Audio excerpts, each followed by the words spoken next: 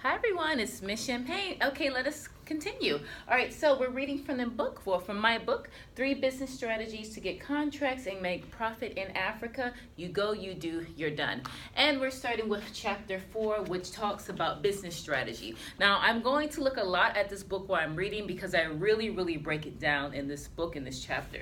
And guys, if you're interested in getting this book, it's on Amazon, but the print copy, the print version is only available through me. So if you want, to touch it, please contact me and I'll get you a copy. All right, now, here are a few questions you should ask yourself when you are developing your business strategy. Number one, what would your business strategy be? I mean, that's a very important question. Number two, how will you gather information that will guide you to develop or expand your services? Now, as you guys know, or maybe you don't know, I'm an English teacher and corporate trainer in Japan, which means I teach one-on-one and one-on-many English lessons to Japanese people and children and business professionals. Now, I also teach other teachers how to do that as well. Now, what I wanted to do in my African vision, I wanted to do exactly the same thing I was doing in Asia, in Africa. And that was my business strategy. It was just to do the exact same thing in Asia, but in the African market. It worked brilliantly for me. Now, I had no idea how to get a job in Africa, how to break into the African market. I had no idea. So I had to join an African boot camp, which was great because I learned a lot of things. However, I feel that the reason why I wrote this book, because there were many things I did not agree with my African business consultant. I felt that my African business consultant was not as honest as they should have been in terms of really getting a contract and making profits. That's why my book is called Three Business Strategies to Get Contracts and Make Profits. I mean, anyone can take you to Africa and you can talk to people. I'm not about talking, I'm about making profits and getting contracts. So, hence the name of the book. Now, before I knew any of that, the first thing I did was to join the African Business Bootcamp, and then I got a survey done.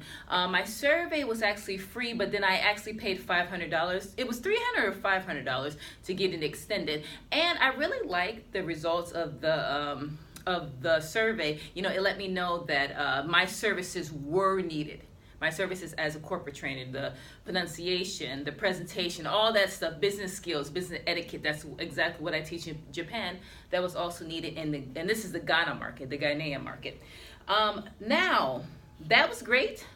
That was excellent, but as you guys know, maybe you don't know, I'm doing my PhD in education, and I'm actually doing chapter 3 right now. Actually, I'm done with chapter 3. I'm doing my IRB application right now, and I need to turn that in tomorrow. Now, my point of saying that is that I am a primary researcher. I don't like secondary research, and a survey is secondary research.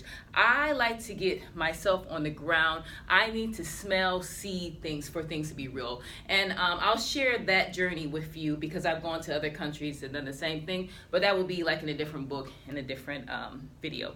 But anyways, my point here is that the survey was great, but my primary research was 100 times better because a survey is just paper. Doing primary research, you get to see people. You get to see their reactions. And I can read reactions because, number one, I'm a teacher. I'm very noisy.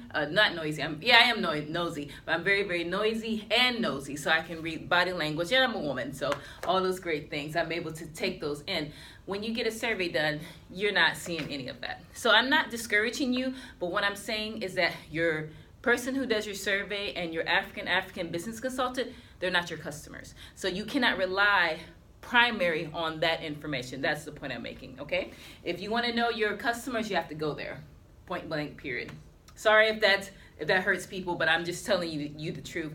Africa is a big place. It's expensive to go there. It's expensive to stay there. When you go, you want to get a contract. You want to make profits, and hence the name of our book.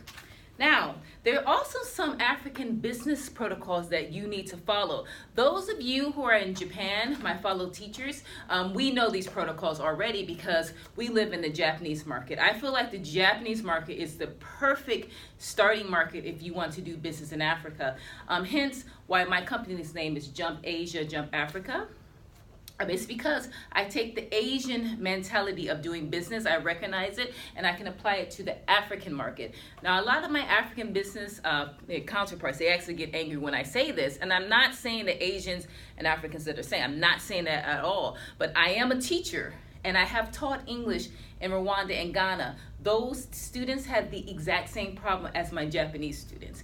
And also, I'm talking in terms of doing business. There are protocols, there's a hierarchy that you also must follow in Japan, that you must follow in Rwanda and in Ghana. And I think my African business colleagues were a little angry at me because I'm telling the truth, and maybe they know that it's not as easy to do business in Africa. So maybe I'm exposing the truth, but hey, that's what I do. I'm a teacher. Okay, now when you go to Africa, and I'll get more into this in other videos, there are protocols you must follow. Now you need to go to the Development and Promotion Center. Every African country has it. However, and I talk about this more in other videos, that is not your customer. If it is your customer, great, but that is not your customer. Just because your African business consultant takes you there, that means, I'm not saying it doesn't mean anything. What I'm saying is that's not your customer. That is not where your money is. That is not where your profits or contracts are going to come from. That's it. Okay, so we're going to round that up, and just to round it up, what I mean to say is that you need to do your own research. That's all. Okay, so guys, if you have any questions, and I'm sure you do, sorry this video was a little long, please contact me, and I'll see you in the next video. Thank you. Bye.